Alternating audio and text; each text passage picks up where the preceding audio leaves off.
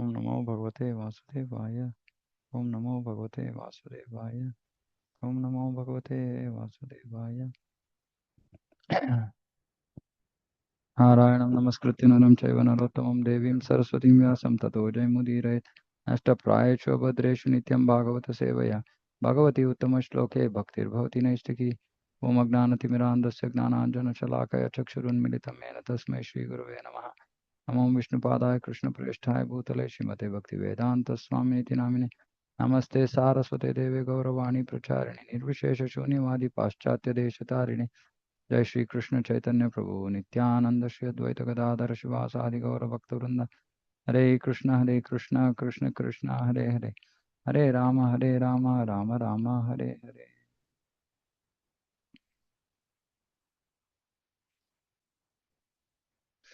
Okay, Srimad Bhagavatam, Canto 7, Chapter 4, verse 39.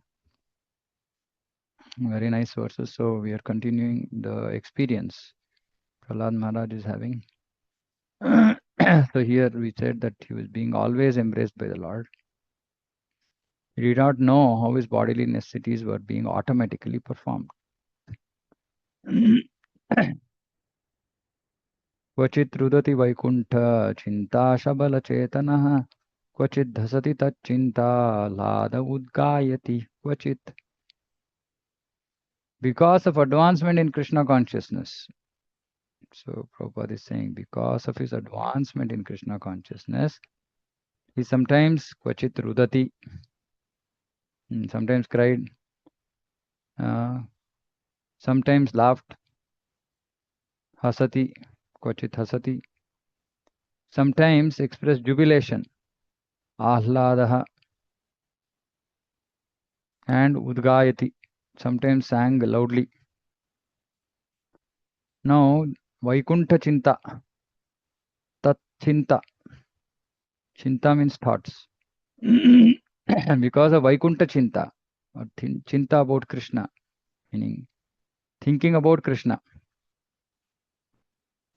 So he sometimes cried, sometimes laughed, sometimes expressed jubilation, sometimes sang loudly.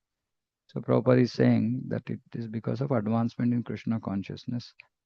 But what is this advancement? Is Vaikuntha Chinta. And this is very, very important. If you don't have Tat Chinta, that thinking, absorption in Krishna, then we will be Bhautika Chinta. We'll be engrossed in thoughts of this material world. And when we are engrossed in the thoughts of this material world, also people cry, people laugh, people express jubilation, people sing loudly. But his crying, laughing, etc. was not because of Bhautika Chinta, it was because of Vaikuntha Chinta. So this is very, very important. You know, sometimes we so the way to progress, achieve perfection is first is we are in Bhautika Chinta, then we have to come to Vaikuntha Chinta. In this Vaikuntha Chinta also there will be two parts. One is first level or or both will happen parallelly after a certain time. One is Chaitanya Chinta, the other is Krishna Chinta. Meaning one will be thoughts about the Hare Krishna movement. Preaching, book distribution, making devotees, bringing them to right standards. This is one chinta. Then when we make further progress and when we when we come to the platform of chanting with love, then we will also have Krishna chinta, thoughts of Krishna, vision of Krishna, etc. So devotees have to get engaged in Chaitanya Mahaprabhu's movement for them to switch from Bhautika Chinta to Vaikuntha Chinta. This is very, very important. which is why, this Prabhupada made this pushing movement. He called this pushing movement. So we have to push each other so that we reduce Bhautika Chinta. And we should understand saying that this material absorption is based on how, we might be in the mode of ignorance, we might be in the mode of passion, we might be in the mode of goodness. People in the mode of goodness will more easily, devotees will more easily progress to Vaikuntha Chinta. The difficulty is for those who are in mode of passion and ignorance. And we should understand that we should not associate much with such devotees. We should respect them, but we should not associate, meaning become influenced by them. I see this many times. The devotees who are on the higher level of consciousness somehow get affected by people who are devotees who are on the lower level and come up with all kinds of, material dealings. We have to be very careful. We should not get affected by devotees who are on the lower platforms. Maybe their nature, material nature, they might be more aggressive, more impressive than us, etc. But still, if we are on the higher consciousness, we should not stoop down to lower consciousness just because somebody said, hey, this is happening. How can you just leave it like that? Maybe it's just material consciousness, and then we come down. So very, very important actually. So we have to remain as much as possible in Krishna consciousness, not in material consciousness. This verse further clarifies the comparison of a devotee to a child. If a mother leaves her small child in his bed or cradle and goes away to attend to some family duties, the child immediately understands that his mother has gone away and therefore he cries. But as soon as the mother returns and cares for the child laughs and becomes jubilant.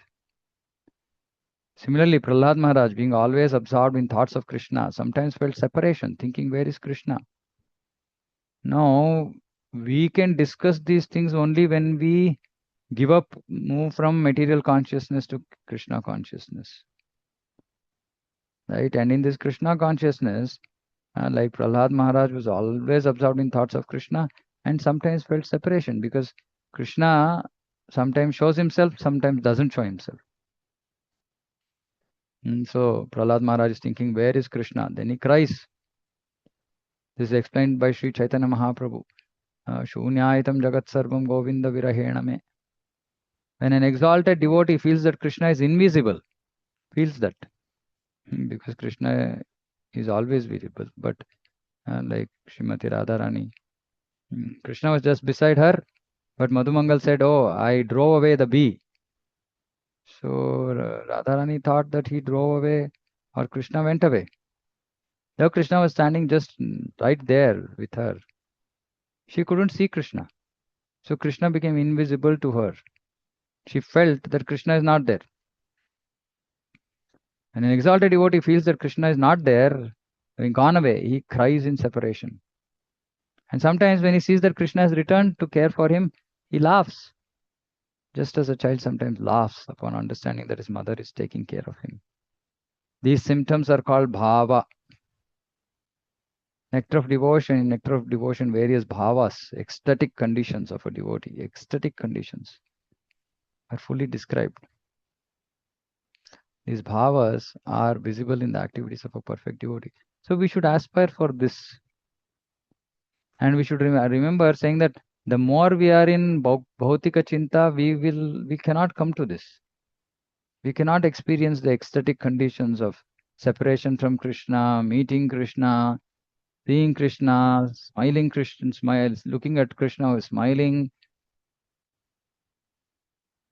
We can't experience all these ecstatic conditions. And that's such a fallen state to be just in material consciousness. And somehow we are not motivated. We're not motivated enough to want this stage. We should want this stage. And every time we go down in material consciousness, we have to remember, oh, now my going up to the spiritual consciousness now is going to get further delayed. See, the more we are in material consciousness, the more delayed it will be. Going to spiritual consciousness, going to this state of bhava. Because material consciousness means still anartha stage. Then we have to come out of anarthas, anartha nivrutti, then we have to come to nishta, then ruchi, then asakti, then bhava. which means the more we are in material consciousness, the more time it will take for us to move forward. Simple. So when we see ourselves unnecessarily, I mean, this word we have to underline, because everything material, emotions towards material things is unnecessary. Duty towards material things is necessary. Emotion towards material things is unnecessary. And that material emotion blocks us from spiritual emotions. Are we able to understand this? Hmm? So not that we just give up our duty. We be dutiful. We just do our duty without much bhava involved. We don't want material bhava. We want spiritual bhava. And if there is too much of material bhava, it blocks spiritual bhava. So we have to be conscious every time we are dealing, every moment of our life. We should see, okay, am I in spiritual consciousness? Am I in material consciousness? And we should also, at least, if not like the stage of bhava is very exalted, but at least we should have some positive, emotions towards Krishna, towards Krishna's service. For example, all our, at least, our Hulimavu and Vijayanagar devotees. November, they were in Damodar Bhava. Then in December was Prabhupada Bhava, book distribution. And now we are trying to start our construction in temple construction, and everybody is in uh, temple construction mood. And this is what is required. So actually, this has to be there round the year. We have to be in some kind of, something spiritual should be pulling us. Then the material bhava will come down, and like Prahlad Maharaj is experiencing, eating, sleeping, everything becomes like automatic. Otherwise, if you don't have anything, we'll think, okay, what nice can I eat? We will never think what nice Krishna can eat. So we will remain in material consciousness. That is the reason we need absorption, and that absorption is what will bring us to this bhava. And which is why, it said that, okay, achieving Krishna, Radha Krishna is practically impossible. Just because Sri Chaitanya Mahaprabhu has come, it has become so easy. Why? Because he has given us this absorption through Sankirtana movement. You should understand this, such a great mercy. Because for us to just, transfer ourselves from gross material consciousness to thinking about Krishna is a far shot. I mean, it's like practically impossible. But what Chaitanya Mahaprabhu has given is a very amazing, mercy trick. Our material like absorption, when it is dovetailed in Chaitanya Mahaprabhu's movement. So, for example, we want to go here and there, we want to meet people, we want to do this, we want to do that. Now, all these are maybe activities which are mostly in mode of passion, which is what most human beings are in, right? Then devotees will come, and they'll use their mode of passion only to engage now in Chaitanya Mahaprabhu's movement, because you have to go, you have to get books, you have to distribute books, you have to go talk to devotees, you have to so many activities are there, right? Which we even if we are not on a higher consciousness, just because these activities which are dear to us, we start engaging in them, the same material like activities purify us, and then we come to higher platforms. So it's like a bridge between material. I mean, it is spiritual, but because we are not, we won't enter into Chaitanya Mahaprabhu's movement in spiritual consciousness. So the activities of Chaitanya Mahaprabhu's movement become like a bridge, which transfers us from material consciousness to pure spiritual consciousness. While the bridge itself is spiritual consciousness, we might traverse halfway through without still being in material consciousness, which is great mercy. Otherwise we wouldn't have been able to even step onto this bridge. Is this okay? Are you all able to appreciate what I'm saying? Very, very important. That is why without Chaitanya Mahaprabhu's mercy, we can't get to Radha and Krishna, because we are so deep down fallen in this material world. But it's his, causeless mercy that he came and gave us this. And Srila Prabhupada, came and gave us this Hare Krishna movement, this, ISKCON. So we should engage, we should actively engage. And temple or center or temple activities, Chaitanya Mahaprabhu's movements, activities are not part-time, not Sunday program. It's not meant for only Sundays. It's meant for something, absorption during the whole week. So again, I mean, I'm requesting all devotees connected to our center, saying that next big thing, which will be this, our construction of this temple in Limau, and everybody has to become absorbed in the seva for next 6 to 8 months till temple manifests. Temple is already there. We can't see till it manifests. We have to become absorbed in this bhava. So then slowly we will come to this stage of crying, laughing, directly connected with Krishna. Now also we might cry, laugh, connected with, and somebody takes books, somebody's life is transformed, and we see that, we hear these stories. We might also have, tears in our eyes, which is great, right? And then slowly we will make progress to the stage of actually missing Krishna. Now we are not on that stage of missing Krishna, separation from Krishna. We will come to that stage slowly. So Prahlad Maharaj was already on that stage. So he was such an exalted devotee. I mean, such a small child. Power of surrender, power of association of a pure devotee. Nadati क्वचित् उत्कण्ठो विलज्जो नृत्यति क्वचित् तद्भावनायुक्तस्तन्मयोन्नुच्चकारः. Kvachit, again, sometimes, upon seeing Krishna, upon seeing the Supreme Lord, Prahlad Maharaj would loudly call in full anxiety, oh, full anxiety, don't go away. Hey, you come, don't go away again. This is full anxiety. Sometimes lost his shyness in jubilation and began dancing in ecstasy. We should not imitate these things. And sometimes, being fully absorbed in thoughts of Krishna, he felt oneness and imitated the pastimes of the Lord, which was done by the gopis also. They imitated the pastimes of the Lord. Many times, devotees are in jubilation, they're dancing, but they're not dancing absorbed in Krishna. They're dancing and then they're seeing here and there, saying how people are seeing my dancing, or how nicely I am enjoying myself. These are not high platforms of devotion. It's okay, but it should be in absorption in Krishna. It's a very, very exalted platform. Prahlad Maharaj sometimes felt that the Lord was far away from him and therefore called him loudly. When he saw that the Lord was before him, he was fully jubilant.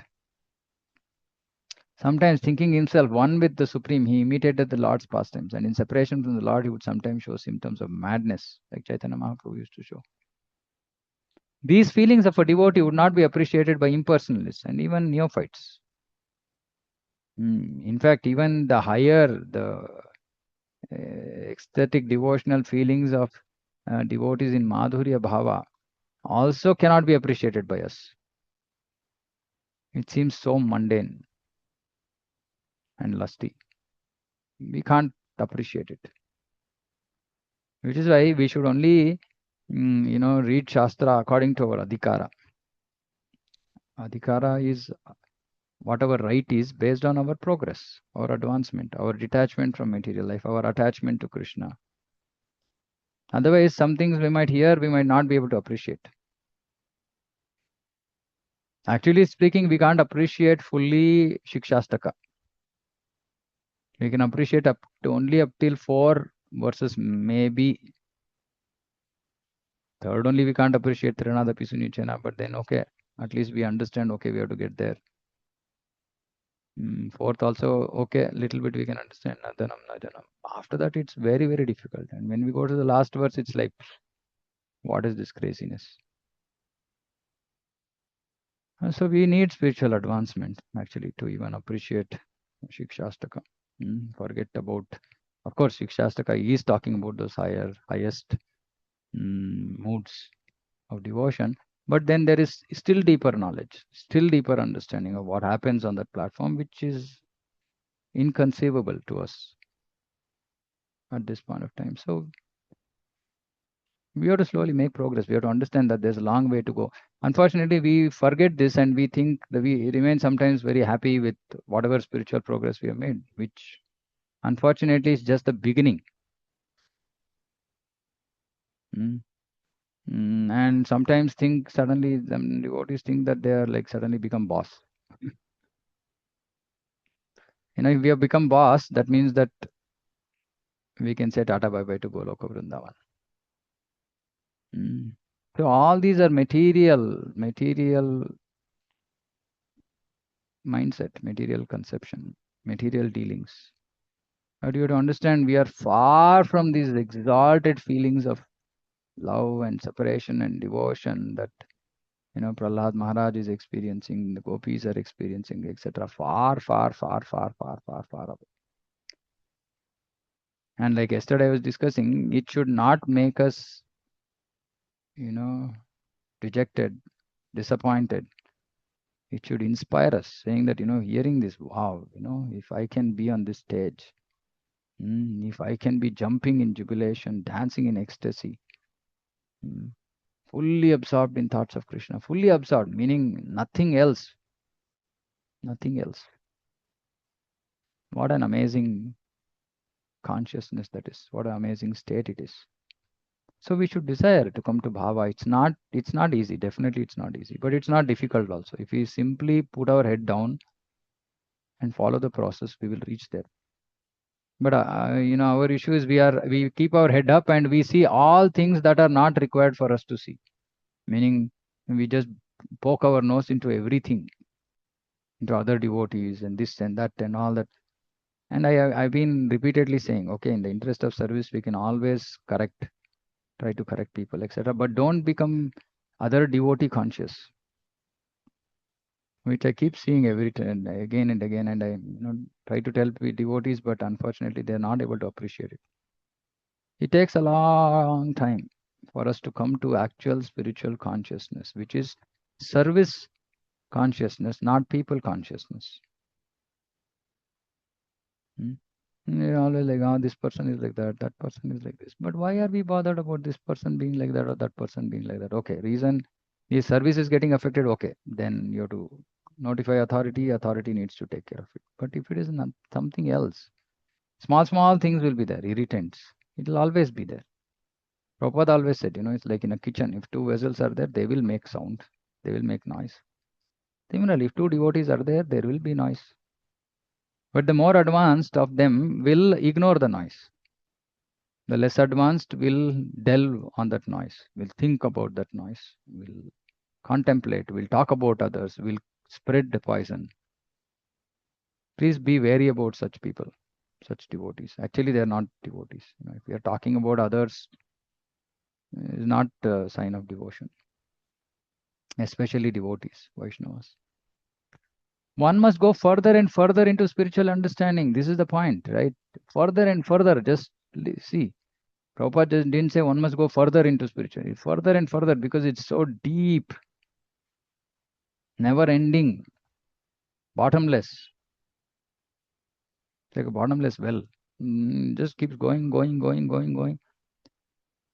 And even on the highest platforms, those devotees think, oh, I don't have devotion to Krishna at all. See these other devotees, they're so exalted, they're so nicely doing devotion. I don't have any devotion. But they're doing much, much, much, much, much, much than us.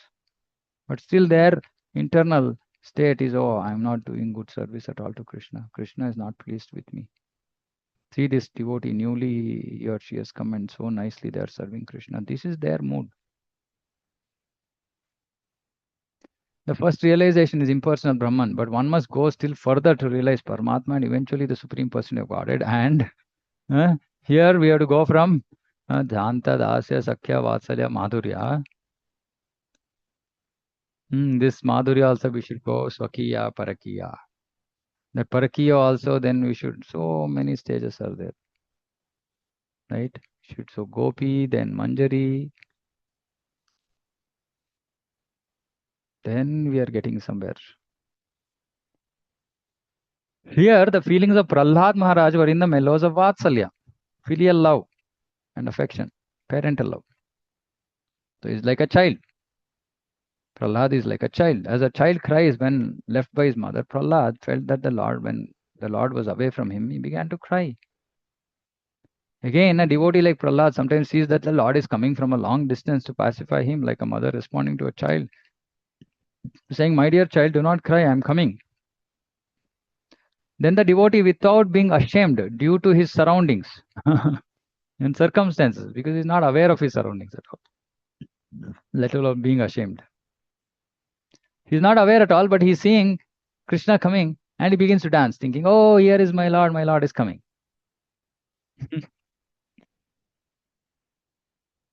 Thus, the devotee in full ecstasy sometimes imitates the pastimes of the Lord, just as the cowherd boys used to imitate the behavior of the jungle animals. Mhm.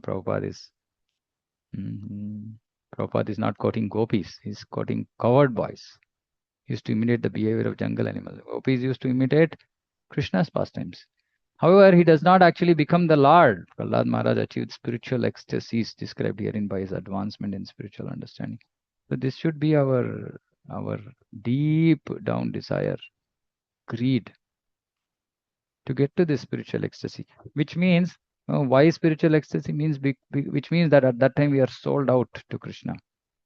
We are sold out. We don't have any separate existence. We are, in a particular mode. We are completely, engrossed in serving Krishna, pleasing Krishna, making him happy. And then when he becomes experience happiness, then we experience the ecstasies. So it's not some selfish motive. It's just for the pleasure of Krishna. Like when we read Chaitanya Charitamrita, we hear that Radharani gopis, they were all, they were all dressing themselves so exquisitively, right? Like top class. They're already like top class beauties, the best, the best beauty that can be imagined. Can't be imagined actually, which is why we can't imagine. So then we should feel, oh, no, no, no, I want to see them live. Such undescribable beauty. And on top of that beauty, they used to dress themselves in the best possible way just to please Krishna, because they know that when Krishna sees them dressed like that, he's going to feel very happy. So this is the height of selflessness. And I was giving one class somewhere, and then some Mataji asked, saying that, I've heard that we should also dress like this, like very nicely, opulently. I said, for what? It said that, by doing that, Krishna is pleased. I said, Krishna is not pleased by our dressing. Krishna is pleased by our mood, by our surrender, by our love. So sometimes devotees just take some part of the instruction somebody said and not the whole instruction. So that comparison is made just to help us understand that they are so selfless, and everything that they do, including dressing themselves up, was just for the pleasure of Krishna. So just imagine, somebody like on that platform. Okay, suppose say somebody is buying some sari, just for example, because we are talking about gopis. Of course, they don't need to buy saris, but I'm just giving a mundane comparison. So because they know Krishna's moods, Krishna's likes, dislikes so perfectly, as soon as they see a sari, they say, "Oh, Krishna will like this." They have that much clarity of thought because they understand Krishna perfectly. So starting from, such devotees, when they look at something, when they buy something for Krishna, they know this Krishna will like this. Because they know Krishna's likes and dislikes. It's not speculation like we will do. And that is the that is the mercy of the spiritual master. Right? So then we'll say, okay, this Krishna we like. Then, okay, what will go along with this? What ornament should we, what flowers should we put? Everything now, that is the kind of absorption we require. So anyway, so the point is, we hear Prahlad Maharaj and we should desire to get to this state. This is just out of the world. Of course, when we come to 10th canto, we will go even crazy by seeing Gopi's power, but nothing less. Prahlad Maharaj was in Vatsalya. But he was on the stage of, that bhava, experiencing all these spiritual ecstasies. So it's definitely worth contemplating, desiring.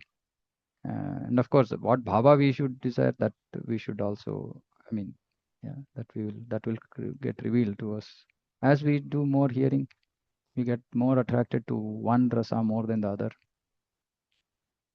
So for which we should have finished 9 cantos of Bhagavatam, and we should be reading 10th canto, and we will read 10th canto again and again and again, or we'll be reading Krishna book again and again and again, and then some of these things it'll stabilize our emotions, our ecstasies, our mood. Everything will stabilize, meaning we'll get fixed. Which is the reason, again, I keep telling, don't do deity worship without Guru's approval, right? Because Guru will not approve Laddu Gopal worship, especially in ISKCON. And most devotees do Laddu Gopal worship. That won't be approved by Guru because it's not our parampara. So then you are protected. Otherwise, you are forced. It's actually very weird, we see sometimes devotees have Jagannath, Baldev, Subhadra, Radha Krishna, and Laddu Gopal. I mean, how can you serve both of them in two different bhavas at the same time? It's just not practical. So somehow, we it's all this all become like one ritual in, most devotees do it like a ritual. Oh, I have to worship some deity. Okay, which one? I go to, Vrindavan, Loi Bazaar, or wherever, Mayapur, Navadvip market, and then no, I see, oh, this murti is available, and it's okay, not very expensive. I can buy. So then you just buy it. But that's not how we develop spiritual ecstasies, which is the reason why, like repeatedly we are told Shravanam Kirtanam. If we are able to do Archanam, then with Guru's mercy, Guru's permission, in the right mood, we can get into it, but not otherwise. Yeah, Prabhu. Hare Krishna, Prabhuji. Hare So, Krishna. if, so sometimes there are these spiritual movies which are made, right? Like, for Uh-huh. example, this Mahavatar Narasimha, Mm-hmm. and some of the songs of that movie, right? Or Mm-hmm. these things like Om Namo Bhagavate Vasudevaya. Mm-hmm. So these are some of the things which echo in some devotees' minds, right? Sometimes I Mm-hmm. also like to hear that song and all. So sometimes while singing that song or hearing these things, right, some kind of mild ecstasy you can say comes, right? Mm-hmm. But that much ecstasy doesn't come when it comes to services. For example, we have done book distribution. I also went for book distribution and all. But the ecstasy which we get by hearing such songs, sometimes in Kirtan also, right? In Prabhupada Kirtan or some things. So these things attract more. But the service, like as you said, that absorbing the thoughts about like, okay, we are constructing the temple and we are going to preach, let's say. So one of the services here in my apartment, I'm doing that. Okay, how do we get more people to come to our programs, right? Mm-hmm. So there also we have an attachment, but when it comes to ecstasy, when it comes to total absorption, that much absorption happens in kirtan and these devotional songs. But is that fine, or is this not good? Because we should have equal ecstasy to Prabhupada services and serving Guru, taking projects like Varnashram. So how to see that? Like, or is it like okay because sometimes we have some taste towards something, so anything connected to Krishna is good. Just wanted to understand. Okay. Okay. Last statement is a bit very open-ended. Anything connected with Krishna, not sure what that means. But see, if, for example, I mean, I'll first comment on Kirtan, and devotee is feeling ecstasy while Kirtan is okay. Because see, the whole idea is we should understand that we've not cleansed ourselves. We are not clean yet, right? Once we become completely pure, Hmm. then we will experience ecstasy in everything. Why only in one service?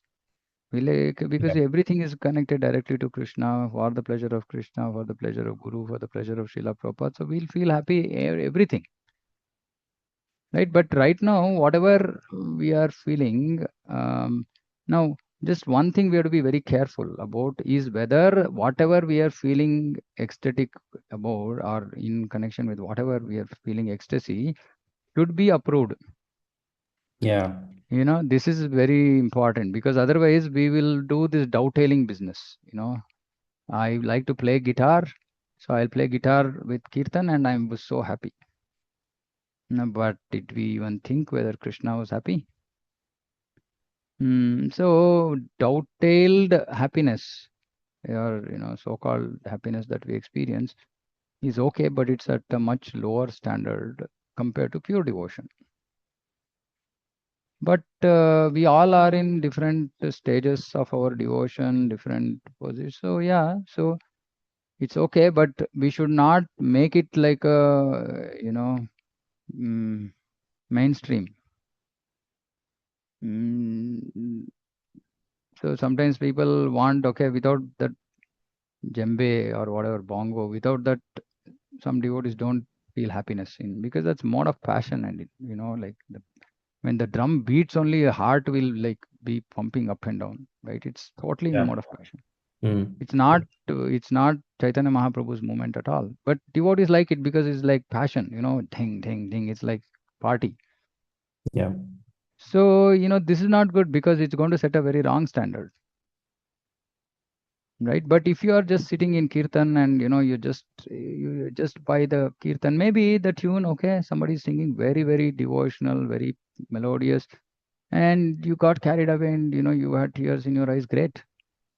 You're making some moment, it's like making some progress. So it's important to know what is driving us, what is giving that happiness. If it's if it's pizzas that are giving us happiness, honoring prasadam, but not dal, roti, chapati, then we have to be careful. We have to think where we are Hmm. going. Right? It's prasadam, and prasadam is ecstasy. Why it is only pizza which gives you ecstasy and not dal, chapati, right? So yeah, not everything can be said as like. Of course, we should not encourage these things, but at the same time, it's not like it's bad, but we have to be careful. Yeah. Clear. Okay, anything else? Anybody? Anyway, since I think we are anyway timed out.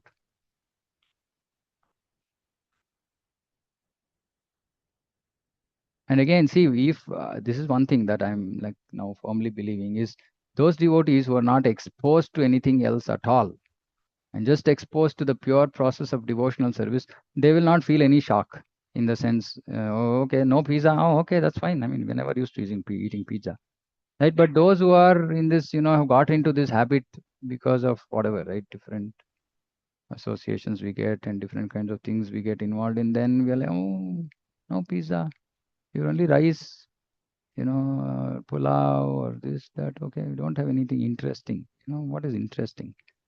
So we have to be careful. So from the beginning, if devotees get the right kind of training, right mindset, they develop, then they will not get dragged into something which is not on the highest standard. And again, these are all about standards, right? And what does the standard have to do with our progress in devotion? Highest standard means highest progress, because that's what is going to please Krishna the most.